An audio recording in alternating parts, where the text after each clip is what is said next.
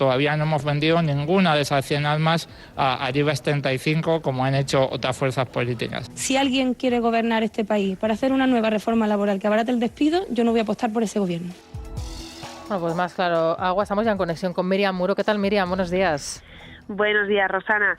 Pues te comento que Pablo Iglesias no va a dejar a Íñigo Errejón hacerse con ningún tipo de poder en esta formación a partir de ahora, y para ello se ha alineado con el sector más radical, con el sector llamado anticapitalista. Esta tarde, como bien decía, se reúne en Madrid con sus varones y ha optado por ganarse el apoyo de esta familia que, recordemos, está liderada por Teresa Rodríguez y que antes era contraria a Pablo Iglesias. Ahora que espera Pablo Iglesias que sean sus aliados contra Íñigo Errejón y así intentar imponer una vez más su política frente a esa de Íñigo Errejón, menos, se podría decir, menos radical y más estratégica. Miriam, la situación, tal como nos la estás pintando, es de un Íñigo Errejón, entonces, ahora mismo más solo que nunca. ¿Con qué apoyos podría encontrar o cuenta Íñigo Errejón actualmente en la formación morada? Pues Íñigo Errejón tiene a su lado algunos diputados como Auxiliador Honorato, otros como David Bravo, pero sí es verdad que es el momento en el que Íñigo Errejón tiene menos apoyo, porque antes recordemos que estaba a su lado Carolina Vescanza, pero ahora parece que la número 3 de Podemos está virando y está acercándose más a los que ve en estos momentos más poderosos, es decir, a Pablo Iglesias. En principio, confirmada la ausencia de Íñigo Errejón esta tarde en ese encuentro de Iglesias con los varones, ¿no estará y no se le espera?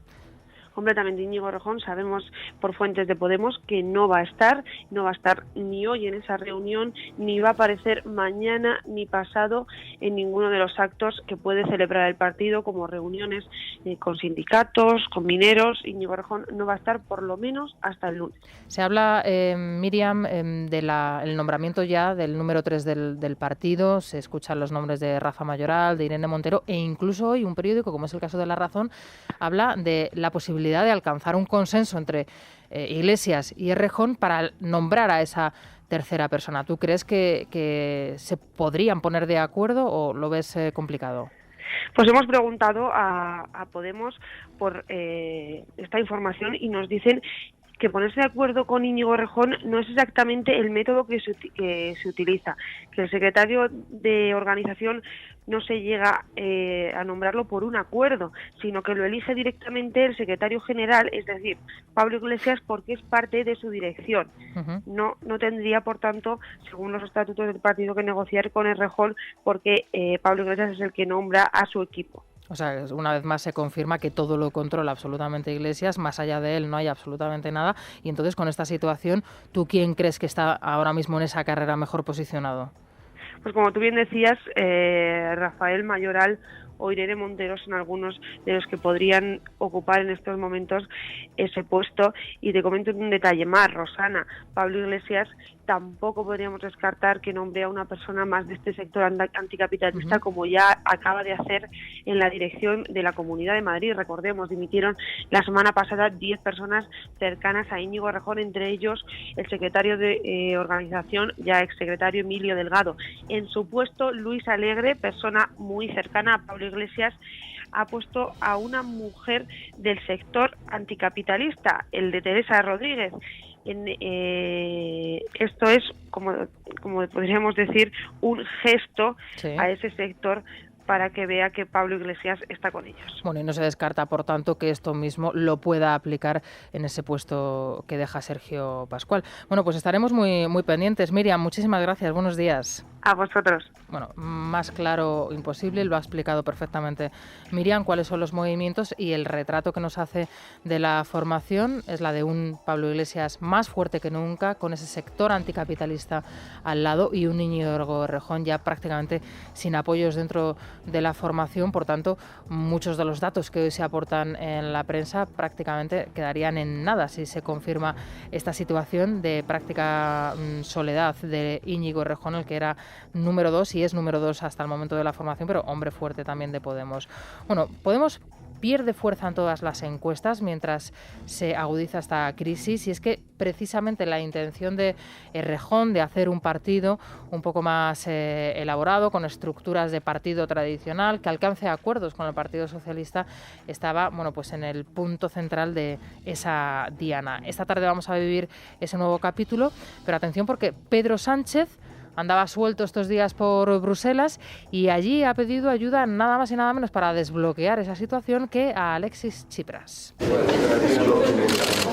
It's very hard, decía el secretario general de los socialistas cuando se refería a la postura que había alcanzado Pablo Iglesias respecto a la negociación. Es un hombre duro, está enrocado, más o menos le venía a decir al ministro griego, al que ha pedido que interceda para desbloquear esa situación. Voy a decir al señor Tsipras que le pida al señor Iglesias que se ponga del lado de aquellos españoles que están sufriendo la crisis, la desigualdad y las políticas de austeridad que está practicando el Partido Popular, y en consecuencia que desbloquee la situación y que permita que tengamos un gobierno de cambio.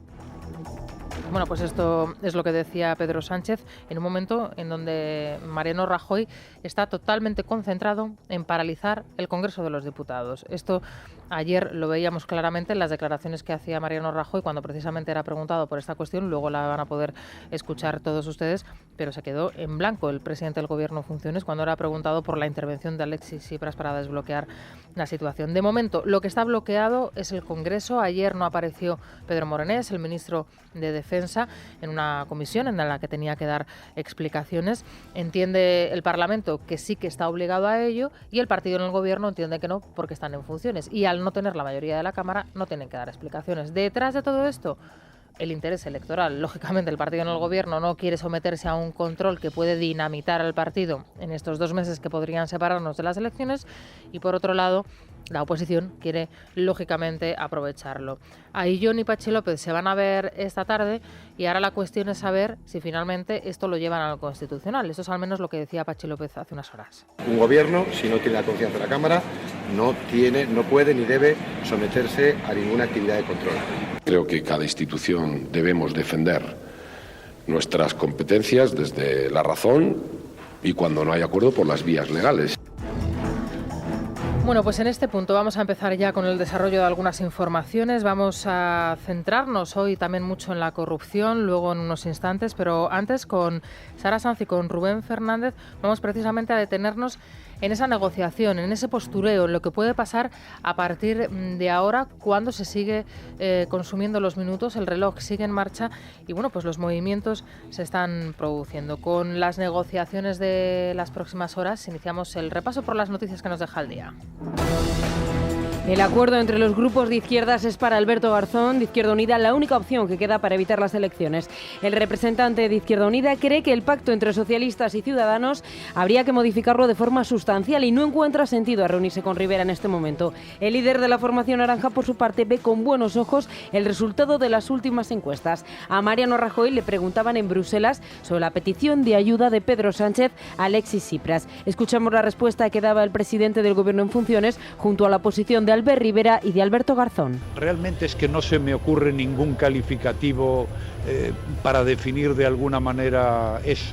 Por tanto, como no se me ocurre nada, casi que no digo nada. Creo que es lo más prudente. Sí que es verdad que hay una cierta tendencia, ¿no?, en todas las que se publican, que es que la gente está valorando positivamente la capacidad de diálogo y de acuerdo, y está valorando que nos pongamos a trabajar. Y creo que algunos están saliendo perjudicados del inmovilismo o del reparto de sillas. Yo creo que el debate en España no es hoy quién es el presidente o el vicepresidente de España. Si por el contrario Partido Socialista y Podemos llegan a un acuerdo, y ahí hay que trabajar la abstención de Ciudadanos o incluso el voto a favor en un acuerdo que pueda ser beneficioso para las clases populares, vamos a ser los primeros en pedirle una reunión a Ciudadanos. Bueno, pues esto es lo que se comentaba ayer cuando se hablaba de las negociaciones, de los posibles acuerdos, del desbloqueo de ese acuerdo de la izquierda. Bueno, acabamos de conocer los datos de la encuesta del Euskobarómetro en el País Vasco. La verdad es que los datos que arroja son tremendos, porque el Partido Nacionalista Vasco volvería a ganar las autonómicas, pero Podemos le pisa los talones. Y por contra EH Bildu pierde presencia. La gobernabilidad se haría compleja, desde luego, con una sola formación, incluso con dos. La mayoría es de 38 diputados y las combinaciones son complicadas, pero, como les digo, gana las elecciones el PNV, pero Podemos arrasaría en el País Vasco y detrás ya como tercera fuerza política EH Bildu. Según el Euskobarómetro, si hoy se celebrasen elecciones autonómicas en el País Vasco, el PNV sería la fuerza más votada con entre 22 y 23 escaños. Le sigue Podemos con una horquilla de entre 19 y 21 diputados. EH Bildu baja tercera fuerza con 13 representantes. PSE y PP obtendrían 9 cada uno. Ciudadanos entre 1 y 3 escaños y UPyD se mantendría en el Parlamento con 1. La candidata del PSE, Alendakari Idoia Mendia, no descarta ahora pactos con Bildu. Se abre un eje de izquierdas entre Bildu, Podemos y el Partido Socialista muy interesante que puede traer muchos beneficios a este país. Claro, y ahí están viendo el espejo, ¿no? El reflejo, porque es que no sale. Según los datos del Euskobarómetro, tampoco saldría esa mayoría con el PNV, por ejemplo, y el Partido Socialista, o el PNV incluso con Podemos tampoco alcanzaría esa mayoría de 38, necesitaría ahí una tercera fuerza política. La situación es complicada. Bueno, atención también, y como dato revelador, el Partido Popular sigue perdiendo representación, y si en las últimas elecciones conseguía 10 representantes, en esta ya el Euskobarómetro le da entre 8 y 9 representantes. Esto en el País Vasco, según los datos del Euskobarómetro que hemos conocido recientemente. Bueno, nos situamos ahora en Cataluña. Ya tenemos la primera consecuencia del efecto del desvío del avión de Guindos de la semana pasada. Se lo comentábamos con todo lujo de detalles, todo tipo de reacciones. Esa reacción, para muchos airada, de Albiol en ese comunicado que luego se lanzó a criticar directamente el ministro del Interior, Jorge Fernández Díaz. Decía que las cosas de casa hay que lavarlas en casa, pero él lo criticaba en una entrevista en la televisión, que esto también es muy gracioso. Bueno, pues hoy se van a reunir Montoro y Oriol Junqueras en el Ministerio de Hacienda, y Junqueras, lógicamente, viene para pedir y para recibir, porque aparte de pedir, le van a dar. Estos son los datos. Mientras tanto, por cierto, en la Generalidad ya se pone en marcha esa desconexión con la creación, entre otras cosas, de la Hacienda propia en Cataluña. Cristóbal Montoro y Oriol Junqueras se reúnen hoy, mientras en Cataluña sigue delante la creación de una Hacienda propia. A pesar de que Junqueras presume de la solvencia de la comunidad autónoma fuera de nuestras fronteras, ha solicitado 1.400 millones de euros, de los que Montoro ya ha adelantado 350. Además, Junqueras quiere que los intereses de los préstamos del Fondo de Liquidez Autonómico vayan al 0% de interés. Xavier García Albiol, que hace una semana era muy crítico con el Gobierno, justificaba en esta ocasión el anticipo. El Gobierno de España está en condiciones de poder adelantar 350 millones de euros hacia Cataluña mañana, siempre y cuando, repito, porque es importante, ese dinero vaya destinado a servicios sociales. Por tanto, se desmonta, mañana se va a desmontar con toda seguridad la falacia, se va a desmontar el escenario ficticio que están vendiendo los independentistas de que el Gobierno de España no quiere ayudar a Cataluña. Bueno, sale como puede Albiol de la que se está preparando en Hacienda en este caso, porque después del comunicado de la semana pasada, donde fue claro y meridiano, lo que pasa que también fueron claras y meridianas las críticas que recibió, pues nada diferente a lo que dijo ayer podía decir. En cualquier caso, seguiremos informándoles, porque hoy se produce ese encuentro y, lógicamente, pues habrá declaraciones al respecto. Declaraciones al respecto de los casos de corrupción, que sigue ese goteo continuo. Hoy le vamos a dedicar especial atención a lo que sucede y le está sucediendo en Andalucía, con, de nuevo, bueno, pues un silencio informativo prácticamente absoluto. Lo de los ERE ha sido uno de los mayores casos, si no el mayor caso de corrupción en nuestro país, y es probable que se esté trabajando ya y se esté materializando lo que podría ser una desimputación masiva. Mientras tanto, los expresidentes pasan por los juzgados sin decir absolutamente nada, y eso se asume y se ve como algo normal. En Madrid, en Ciudadanos, finalmente se han quitado a Eva Borox, que desde el principio, desde su propio el primer momento del nombramiento, fue polémica porque procedía del Partido Socialista y además de Valdemoro. Y cuando uno piensa en la púnica, en Valdemoro, en fin, pues se le vienen a la cabeza muchas cosas. Ayer no le quedaba otra alternativa, sino debido a su amistad con Marjaliza, que salir y dimitir. Y bueno, pues posteriormente luego salía el jefe de filas Aguado a decir que había hecho algo ejemplar. Sí, la número 3 de Ciudadanos en la Asamblea de Madrid, Eva Borots, dimitía a última hora de la tarde acusando a La Sexta de hacer una campaña en su contra. La cadena hacía públicas unas fotografías e informaciones que vinculaban a Borots y su marido con la traba púnica durante su época en el PSOE de Valdemoro, unos hechos que ocurrieron hace 15 años, un año antes de que Rafael Simancas expulsara a Borots del PSOE. Desde Ciudadanos, Ignacio Aguado califica la decisión de ejemplar. Durante los últimos días me he visto sometida a una persecución mediática, innecesaria, y que no merezco por parte de ningún medio de comunicación que ha hecho una causa personal contra mí. Yo creo que la decisión personal de Eva Borots de dimitir, de entregar su acta de diputado en la Asamblea de Madrid, es una decisión que le honra, a pesar de no estar imputada ni investigada. La juez de los ERE, María Núñez Bolaños, ha archivado las acusaciones en el caso de los ERE fraudulentos de 12 empresarios porque los delitos ya han prescrito. Acata así la petición de la Fiscalía Anticorrupción, que considera que si las cantidades sustraídas son de menos de 450.000 euros, deben prescribir a los 10 años. Sin embargo, la suma total del dinero defraudado por estos 12 empresarios asciende a 1.200.000 euros. La magistrada ha citado a declarar a 6 nuevos imputados el próximo 26 de mayo. Y podrían no ser los únicos, porque se preparan más desimputaciones y además los presidentes no comparecen en los juzgados, comparecen pero no responden a las preguntas. Y además acusan a los partidos políticos y a los medios de comunicación de hacer una campaña contra ellos. Acabamos de escuchar a Eva Borots, ¿no? Es el recurso fácil. Parece que todos los que están implicados o hay una estela de corrupción a su alrededor recurren siempre a la manipulación periodística, mediática, a la campaña que se hace contra ellos, sea de un lado o sea de otro, porque el otro día Chávez y Guireñán hicieron exactamente lo mismo. Con Dolores López, que es la secretaria general del Partido Popular en Andalucía, tendremos ocasión de hablar a partir de las 9:15. A ella la vamos a preguntar por todas estas cuestiones de los ERE fraudulentos en Andalucía. Así que nada, si quieren mandarnos alguna pregunta para trasladársela a la responsable del Partido Popular en Andalucía, ya saben, @lamanana_de_FJL, @lamanana_de_FJL, o el número de nuestro contestador ya abierto para todos ustedes, que es el 91 409 0503, 91 409 0503. Más cuestiones relativas a lo que sucede en la vida parlamentaria diaria y en los plenos locales, por ejemplo, en los de Madrid, donde detrás de la negativa de algunos diputados se está viendo pues una auténtica rebelión, podríamos decir, en contra del gobierno regional que preside en estos momentos Cristina Cifuentes. El caso es que ayer se producía una votación interesante, importante, también muy controvertida. Se hablaba de los vientres de alquiler a propuesta de Ciudadanos, complejo, desde luego, un tema que requiere de mucha reflexión y mucho tratamiento por parte de diferentes sectores y por parte de diferentes especialistas, desde luego, y 3 diputados del Partido Popular votaban en contra.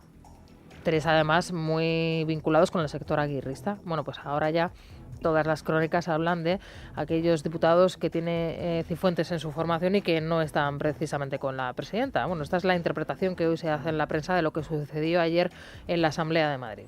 3 diputados del Partido Popular madrileño, cercanos a Esperanza Aguirre, se negaron a votar a favor de la gestación subrogada propuesta por Ciudadanos, más conocida como vientres de alquiler y apoyada por Cristina Cifuentes. Luis Peral votó en contra y Regina Plañoli y David Pérez se ausentaron de la votación. La propuesta fue rechazada por 64 votos en contra y 62 a favor. Y en Madrid, PP y Ciudadanos investigan a los organizadores de los Oscar de Bollywood y denuncian que el ayuntamiento liderado por Carmena vaya a pagar 1 millón de euros a una empresa que está acusada de estafa y negligencia. La oposición en el consistorio y el gobierno de Cifuentes no se fían de este contrato. La portavoz del consistorio, Rita Maestre, defiende el evento. El Partido Popular denuncia que la empresa está en no sé qué tipo de problemas. Bueno, pues es una denuncia del Partido Popular que no hemos entrado a valorar porque en todo caso se trata de cuestiones que no suceden aquí en España ni que tienen que ver con el contrato que está desarrollando, con la relación que tiene el Ayuntamiento de Madrid para la realización de este evento. Bueno, total, aunque estén acusados de estafa, pues no tiene nada que ver con España, así que no nos importa. Bueno, total, si es que es el partido que está financiado por Irán, no nos importa que estén ahorcando a centenares de personas todos los años. no nos importa, ¿verdad? Como no sucede en España, pues nada, con los Oscar de Bollywood exactamente lo mismo. Hay un informe, por cierto, donde nos explican en Libertad Digital quién está detrás de la organización de este evento, y ahí tienen todos los detalles, desde luego muy, pero que muy interesante. Antes les hablábamos de los últimos datos del Euskobarómetro, ahora lo vamos a comentar en la tertulia, pero atención porque ayer volvieron otra vez los actos de terrorismo callejero a las calles de Vitoria, cuando precisamente se estaba defendiendo pues una reforma educativa, o se estaba manifestando en contra de una reforma educativa. Esto es lo que está sucediendo en el País Vasco últimamente. Con esta información y con otras que nos deja el día, vamos a resumirles de forma más breve en titulares. La Kale Borroka provoca en el País Vasco y Navarra importantes desperfectos en comercios durante una huelga estudiantil contra la Libert y el decreto 3+2. En Navarra, los radicales han atacado con piedras y palos la sede de la Policía Nacional y han sido detenidas 4 personas. El Consejo de Administración de Radio Televisión Española finalmente decidió no renovar el contrato de Bertín Osborne al no poder igualar la pretensión de la productora de duplicar el presupuesto. Por su parte, el cantante ha recibido ya una oferta de Mediaset por valor de 225.000 euros por programa. En un comunicado, Radio Televisión Española anuncia que rompe la relación comercial con la productora. Esto implica que no se va a emitir el programa en el que salía Pedro J. Ramírez y su mujer Agatha Ruiz de la Prada. Y en Brasil, la justicia suspende cautelarmente el nombramiento de Lula da Silva como ministro solo unas horas después de que el expresidente tomase posesión. Entre abucheos y aplausos, el magistrado teme que el nombramiento de Lula sea un obstáculo para las investigaciones judiciales al ser aforado. El Consejo Europeo trasladará a Turquía la posición de los 28 miembros de la Unión Europea para enviar al país a todos los inmigrantes que lleguen a Grecia, incluidos los refugiados sirios, después de que la medida fuese avalada por el Tribunal de la Unión Europea. En el acuerdo se incluye el compromiso a tratar individualmente cada petición de asilo. El presidente del Consejo Europeo, Donald Tusk, se muestra optimista ante el preacuerdo alcanzado con Turquía. Solo si trabajamos juntos de forma coordinada y mantenemos la calma, lograremos tener éxito. Soy cautelosamente optimista, pero francamente hablando, más precavido que optimista. Y a las 8:28, Vanessa Vallecillo, buenos días de nuevo. Vamos a recordar a los oyentes cómo se pueden poner en contacto con nosotros y así escucharles y sobre todo participar también en nuestros concursos. Pues pueden hacerlo llamando a nuestro contestador el 91 409 0503, 91 409 0503, escribiendo en nuestra cuenta de Twitter @eslamanana_de_fjl o enviándonos un email a eslamanana@esradio.fm. Solo por hacerlo, por participar con nosotros, cada día sorteamos un lote de productos Lola y la ganadora de ayer fue Carmen Fernández, de Valencia. Bueno, pues enhorabuena para Carmen Fernández. Te escuchamos a partir de las 9:30. Vanessa, y de Iberia, Sara, ¿qué novedades nos traes hoy? Pues muy atentos nuestros oyentes porque tienen las subastas de Iberia, son importantísimas, la forma más fácil de conseguir billetes de la manera más barata. Entra en iberia.com ahora mismo, pincha en el apartado Viaja y entra en Subastas Iberia, elige tu destino y puja por él. Hoy, por ejemplo, salen a subasta, además hoy, previo a la Semana Santa, billetes de ida y vuelta a Milán con un precio de salida de 51 euros y mañana, Día del Padre, vuelos a Boston, un precio de salida de 254, a México 277 o a Venecia por solo 47 euros. Menudo regalazo, desde luego, para el Día del Padre. Bueno, participen. Son las 8:30, las 7:30 en Canarias. Hacemos una pausa y enseguida regresamos aquí en Es la Mañana de Federico con nuestra tertulia. Hoy con Pepe García Domínguez, Isabel San Sebastián y con Paco Rosell en unos instantes.